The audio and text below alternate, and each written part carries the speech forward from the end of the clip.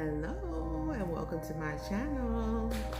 So today I just wanted to kind of expound a little bit, just off the cuff, off of what I experienced the other day.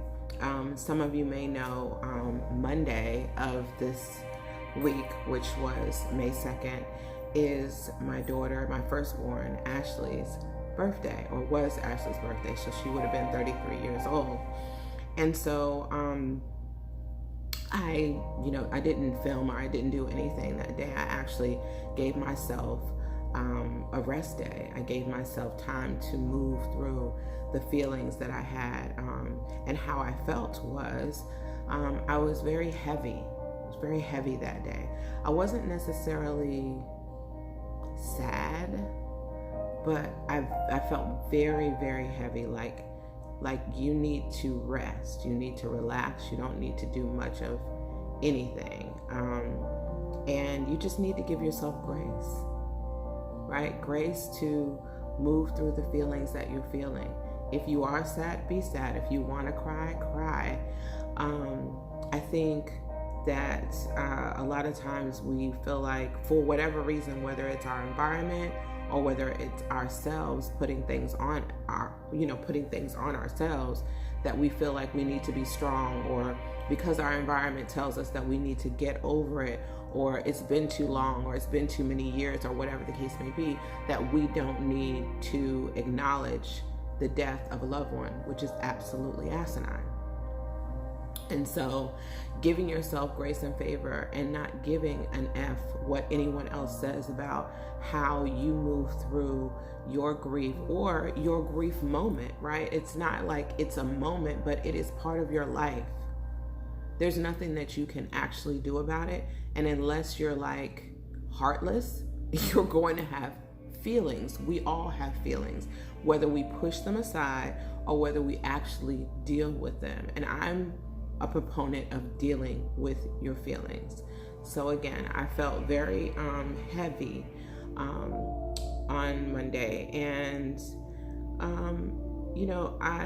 I took time to do things that were that helped me get through the day. I talked to someone that I really, really value, and that I can talk to about my daughter and how I'm feeling, because she actually asked me. And we were able to have a conversation, and as the day went on, I felt better and I had more energy, and I was able to just really celebrate, like the life that I did have with her. It was really 16 years. So it doesn't matter if it was 6 months, if it was 6 weeks, if it was 6 hours.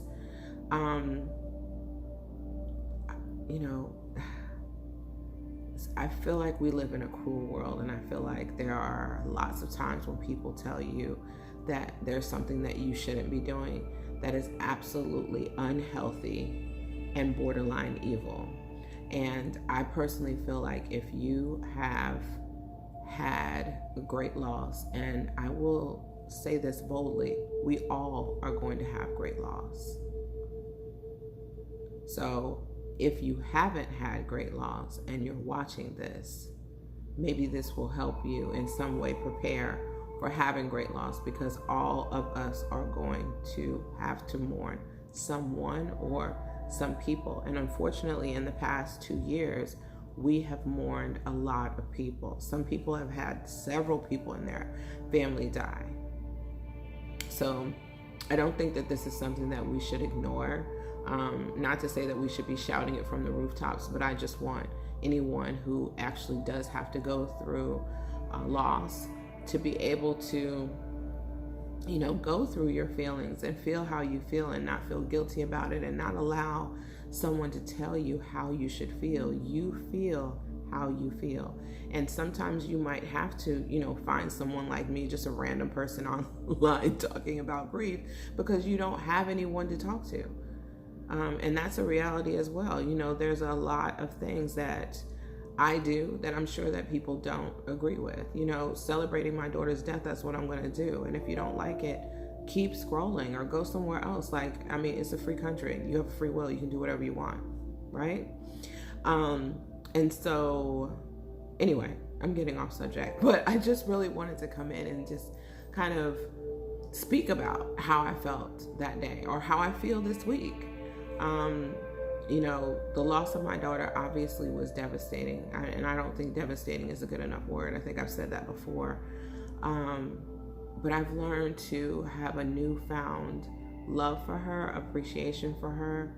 And the number one thing, and I don't think that I ever said this in my previous videos, but the number one thing that I have gotten over the years that has helped me immensely, especially when I realized this, was that I do not believe that my daughter wants me to suffer the rest of my entire life living on this earth because she lost her life early.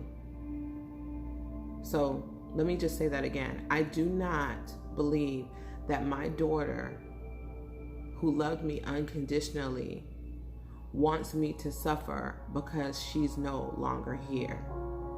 Yes, I believe that she understands how I feel and things of that nature, but for me to stop living or to cease as I existed, as I did, I do not believe that that's what she wants for my life. And when I realized that, that put me in motion to heal myself and to move through whatever it is that I needed to move through so that I could get to a place where I am today, where I can actually be on the phone talking to you a couple of days after her birthday. So I wanted to say something about cultivating a relationship with God because I kind of cut my last video off and was like, yeah, do that. So I just want to say really quickly what I believe that looks like. For me, I did not have a relationship with God. I did relational things that had to do with God. In other words, I went to church every Sunday.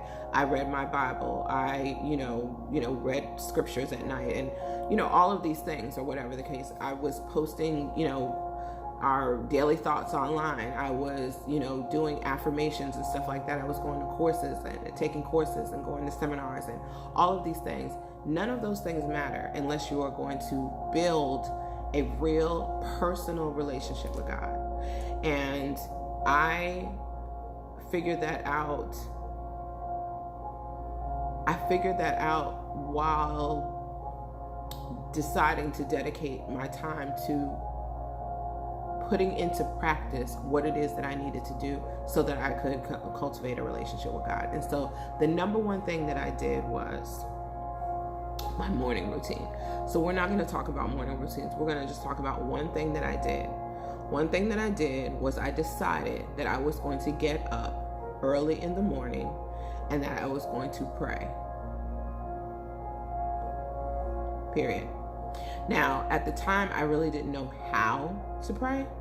So I'm going to tell you what I did. I found on YouTube, which is where I am right now, guided prayers, guided meditations. Whatever sounded good to me, whatever music and, whatever felt really, really good to me, that's what I did. And so I'm going to leave this video and in this video on one note. Find something that you resonate with. It doesn't have to be on YouTube.